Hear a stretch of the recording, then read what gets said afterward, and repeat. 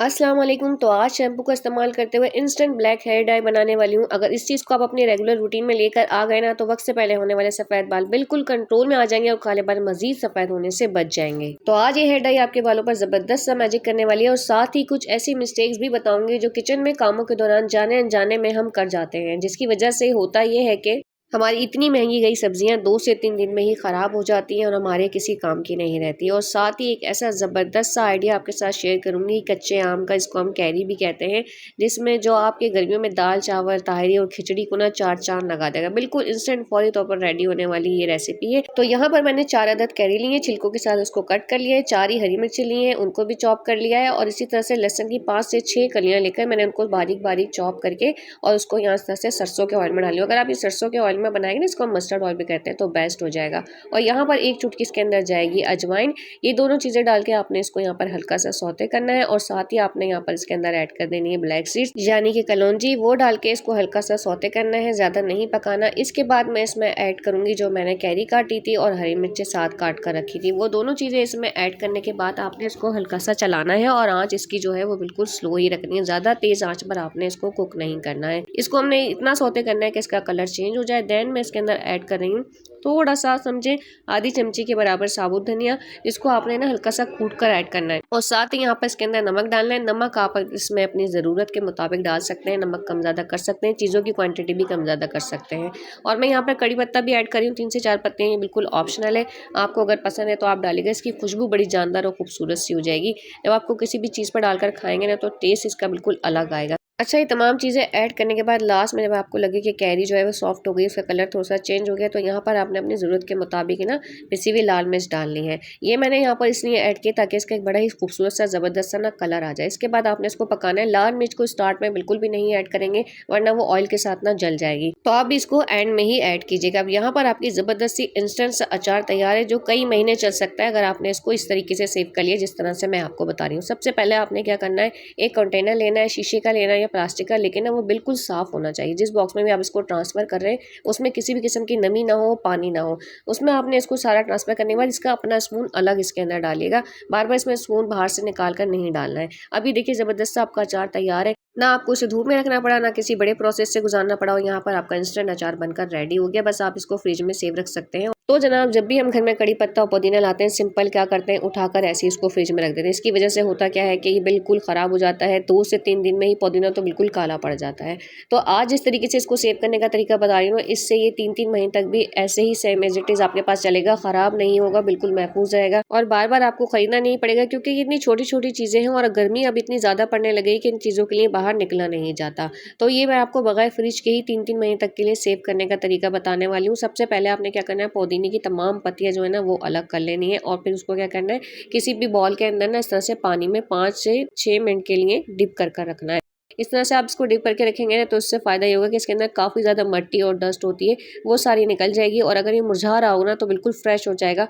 उसके बाद इसको सेव करने में हमारे लिए बेहद आसानी हो जाएगी। और साथ ही आपने यहाँ पर ये करना है कि तो सारा कड़ी पत्ता आपने उसकी डंडियों से अलग करके इस तरह से किसी भी नेट पर उसको सुखाना है, पंखे की हवा में या नॉर्मल हवा जो रूम में होती है, बस उसमें रखकर इसको सुखाना है, धूप में नहीं रखना है। इस तरह से क्या होगा कि ये बहुत अच्छा सा सूख जाएगा और बिल्कुल कड़क हो जाएगा। जब आपको लगे 3 से 4 दिन में इसके अंदर बिल्कुल कड़कपन आ गया, क्रंच सी आवाज आ रही है, तो ये बिल्कुल सेव करने के लिए फिर रेडी है। आपने इसको किसी भी ऐसे जार में रखना है जिसमें हवा ना जाए और जिसमें नमी ना हो, आराम से चलेगा। और जब भी यूज करें हमेशा सालन में इसका चूरा बनाकर डालें, ताकि इसकी ग़िज़ाइयत से भरपूर फायदा उठा सकें। यहाँ पर हमारे पुदीने को डीप हुए 5 मिनट हो चुके थे। बस आपने इस तरह से इसको वॉश आउट करके इसकी मिट्टी को निकाल लेना है और फिर इसको भी किसी जाली में आपने ड्राई होने के लिए रख देना है। इसको आपने 3 से 4 दिन पंखे की हवा में या रूम टेम्परेचर पे ही सुखाना है, धूप में नहीं सुखाना है। इसके बाद ये बिल्कुल क्रंच हो जाएगा, बिल्कुल कड़क हो जाएगा। तो मैं तो 3 महीने तक इसी तरह से सुखा कर इस्तेमाल करती हूँ, बिल्कुल भी खराब नहीं होता। बस जिस चीज़ में भी सेव कर रहे हैं वो बिल्कुल क्लीन होनी चाहिए, उसमें कोई नमी मौजूद ना हो। अब होता क्या है कि ढेर सारे टमाटर तो हम ले आते हैं और उनको फ्रिज में भी रख देते हैं, लेकिन जैसे ही हम 2 से 3 दिन के बाद इनको इस्तेमाल करने के लिए निकालते हैं, बिल्कुल खराब हो चुके होते हैं, नरम पड़ जाते हैं, इनमें फंगस लग जाता है। क्योंकि ज्यादा लोड शेडिंग होने की वजह से फ्रिज अपना काम प्रॉपर कर नहीं पाता, तो ये जल्दी से खराब हो जाते हैं। 2 मेथड बता रही हूँ उनको सेव करने के। फर्स्ट मेथड में आपने इनको अच्छे से वॉश आउट करके इनको बस एक बॉयल लगाना है। तो जब तक यहाँ पर ये बॉयल हो रहे हैं, दूसरा वाला मेथड आपके साथ शेयर कर देती हूँ, जिसमें आपने अपने टमाटरों को बहुत अच्छे से वॉश आउट करके ना क्लीन कर लेना है। गीला नहीं रहना चाहिए, नमी उन पर ना हो। उसके बाद आपने स्क्वाश टैप को इस तरह से कट करके टमाटर के टॉप वाले हिस्से पे लगाना है। इससे क्या होगा, आपके टमाटर ज़्यादा दिनों तक फ्रिज में नीचे बास्केट में भी रखेंगे ना तो सेव रहेंगे, खराब नहीं होंगे। तो ये मेथड एक बार ट्राई करके देखिएगा, ये 100% ना वर्क करता है। और अगर ये टेप भी नहीं है ना घर में तो ऊपर इसके एक हल्का सा कैंडल को जला कर ना उसके 2-3 ड्रॉप इस टॉप वाले हिस्से पे डाल दीजिएगा, ये जब भी सेव रहेंगे। अब यहाँ पर टमाटर जो है हमारे वो बॉयल हो चुके थे। एक बॉयल आपने इस तरह से इसको देना है कि इसकी जो स्किन है ना वो फट जाए। और ये टमाटर को सेव करने का बड़ा ही लॉन्ग टर्म तरीका है। बस आपने करना क्या है कि इसको बॉयल जरूर लगाना है। मिस्टेक हम ये करते हैं कि सिंपल टमाटर लिए, उनको पानी के साथ उनकी प्यूरी बनाई और उसको फ्रीज कर दिया, जिससे क्या होता है हमारा सालन भी पकता है तो कच्चा कच्चा बनता है, सालन के ऊपर रोगन नहीं आता। तो जब भी आपने प्यूरी बनानी है पहले इसको एक बॉयल लगाना है और इसकी जितनी भी स्किन है ना टमाटर की, इसको रिमूव कर देना है, क्योंकि इसके चंक्स ग्राइंड होने के बाद भी रह जाते हैं, जिसकी वजह से सालन में ग्रेवी दानेदार वाली नहीं बनती और एक कच्चा पंसा रह जाता है।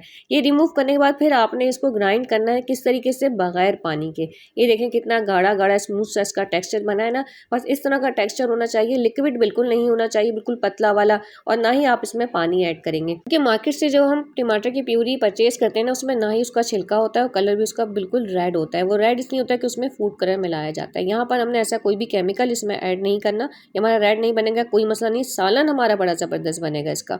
अब इसको सेव करने का तरीका भी देख लीजिए कि इसको सेव किस तरह से करना है। तो किसी भी फैले हुए बर्तन में आपने इसको डालना है ताकि ये जल्दी से फ्रीज हो जाए, और फिर इसको आपने फ्रीज करना है। फ्रीज करने के बाद ये कुछ इस तरह की शेप में आ जाएगा।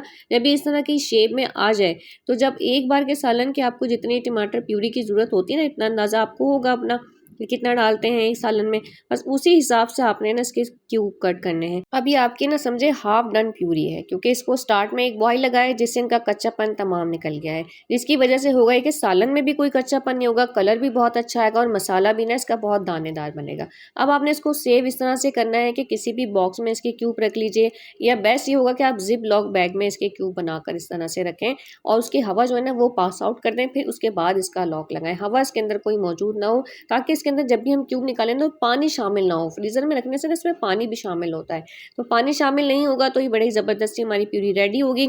बस अब आपने इसको सिंपल फ्रिज में रखकर इसको सेव कर लेना है, जब भी ज़रूरत हो एक क्यूब निकालिए और झटपट सालन रेडी कर लीजिए। और अब हम आते हैं अपनी हेयर डाई रेमेडी की तरफ, जो मैं एक शैम्पू के ज़रिए तैयार करने वाली हूँ। और ये हेयर डाई अगर आपने रेगुलर अपनी रूटीन में ले आए ना तो उसके विजिबल रिजल्ट्स खुद आप अपनी आंखों से देखेंगे। यहाँ पर 1 से 1.5 कप पानी आपने लेना है और उसको आपने ना बॉयल करना है, और उसमें ऐड करने हैं 3 से 4 छिलके अनार के, क्योंकि अनार जो एक बेहतरीन कंडीशनर का काम करता है और एक ख़ास किस्म का ना पिगमेंट छोड़ता है, जिसकी वजह से हमारे जो ग्रे हेयर्स होते हैं ना वो ब्लैक में टर्न होना शुरू हो जाते हैं। इसीलिए मैंने इसका रेगुलर इस्तेमाल का कहा कि जब आप बार बार ये डोज मिलेगी हमारे बालों को तो बाल डेफिनेटली ब्लैक होना शुरू हो जाएंगे। यहाँ पर आधी चमची मैंने चाय वाली पत्ती यूज की है। दोनों चीजों को डालकर आपने इसको अच्छे से मिक्स करना है। चाय वाली पत्ती जो है इसका कलर भी बड़ा ही जबरदस्त सा आता है। और अब मैं यहाँ पर इसमें एक special black hair dye powder add कर रही हूँ। मैं अपनी तमाम हेयर डाई रेमेडीज में लाजमी यूज करती हूँ। ये हेयर डाई रेमेडी की जान होता है और ये बालों को ब्लैक करने में 100% वर्क करता है।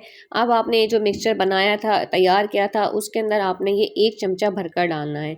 तो जैसे ही हम ये 1 चमचा भरकर इसमें डालेंगे, उसको मिक्स करेंगे तो टोटली कलर चेंज हो जाएगा, ब्लैक की तरफ टर्न हो जाएगा और हमें ऐसा ही कलर चाहिए। और इस पाउडर में मैंने जो इंग्रेडिएंट्स ऐड किए ना वो बालों के लिए सुपर फूड की हैसियत रखते हैं। तो डिस्क्रिप्शन में मैं इसका लिंक दे रही हूँ, देखकर वहां से इसको बना लीजिएगा। एक बार आप बनाएंगे और लॉन्ग टाइम आपका चलेगा। अब आपने पहले तो इसको स्ट्रेन करना है, फिर उसमें आपने ऐड करना है कोई भी शैम्पू। माइल्ड शैम्पू हो तो ज़्यादा बेस्ट होगा, या जो शैम्पू आप यूज़ करते हैं जो आपके बालों को सूट करता है ना वो 1 चमचा आपने भरकर लेना है। अच्छा, शैम्पू की जो क्वांटिटी है यहाँ पर आप वो कम ज़्यादा कर सकते हैं। ज़्यादा बड़े बाल हैं और ज़्यादा शैम्पू चाहिए तो ज़्यादा ऐड कर सकते हैं। बस मिक्सचर को पूरे उसके प्रोसेस के साथ तैयार कीजिएगा, उसमें से कुछ स्किप मत कीजिएगा अगर आपको इसके 100% रिजल्ट चाहिए तो। अब यहाँ पर ही आपका ज़बरदस्त ब्लैक हेयर डाई शैम्पू बनकर रेडी है। और एक बात स्पेशली नोट कर लीजिए कि जब भी कोई नेचुरल रेमेडी आप यूज़ करते हैं ना तो वो स्लो वर्क करती है, लेकिन जो उसके रिजल्ट होते हैं ना वो लॉन्ग टर्म होते हैं। एक बार उसने जो हमें फ़ायदा दे दिया तो वो लंबे अरसे तक फिर हमें उसका फ़ायदा रहता है। केमिकल वाली चीज़ों की तरह ऐसा नहीं होता कि एक हफ्ता लगाया और दूसरे हफ्ते में रिजल्ट बिल्कुल खत्म हो गया। तो पूरे यकीन और तसल्ली के साथ इस रेमेडी को यूज कीजिएगा और इसको अप्लाई करने का तरीका ये है कि आपने जब भी शैम्पू करना है ना, तो हफ्ते में 2 बार आप इस तरीके से शैम्पू कर लीजिएगा, इनफ होगा। बाकी दिनों में आप अपना नॉर्मल शैम्पू कर सकते हैं। अच्छा, यहाँ पर अगर आपके बालों में इचिंग है, खुश्की है या गर्मी की वजह से पसीना बहुत बालों में आता है, तो उसके लिए आप सिर्फ 1 चुटकी खाने का सोडा, इसको बेकिंग पाउडर भी कहते हैं ना, वो यहाँ पर आप यूज कर सकते हैं, जो हम खानों में इस्तेमाल करते हैं। सिर्फ 1 चुटकी, इसकी क्वांटिटी आपने बढ़ानी नहीं है, इतना ये इनफ होगा। और उसको इसमें अच्छे से मिक्स करके यूज कर लीजिएगा। सर की जो स्कैल्प है ना, वो नीट एंड क्लीन हो जाएगी। और यहाँ पर ये मेरा पाउडर काफी सारा अभी भी बचा हुआ है, नेक्स्ट रेमेडीज में भी मैं इसको इंशाल्लाह यूज करूंगी। इसका तरीका आप वीडियो में देख लीजिएगा, डिस्क्रिप्शन में मैंने लिंक लगा दिया है। और आप अगर अभी तक मेरी यूट्यूब फैमिली का हिस्सा नहीं बने हैं तो जल्दी से सब्सक्राइब का बटन प्रेस करके मेरी छोटी सी यूट्यूब फैमिली का हिस्सा बन जाइए। और जो मेरे प्यारे प्यारे मेंबर्स हैं, जो मेरी यूट्यूब फैमिली का हिस्सा है, वो जल्दी से लाइक का बटन प्रेस कर दीजिए और अच्छे अच्छे कमेंट्स करना हरगिज मत भूलिएगा। इंशाल्लाह नेक्स्ट वीडियो में अच्छे अच्छे कमेंट्स करने वालों के नाम जरूर मेंशन करूंगी, क्योंकि आपके फीडबैक और कमेंट्स का मुझे वेट रहता है। So till then, for the next video, अल्लाह हाफिज।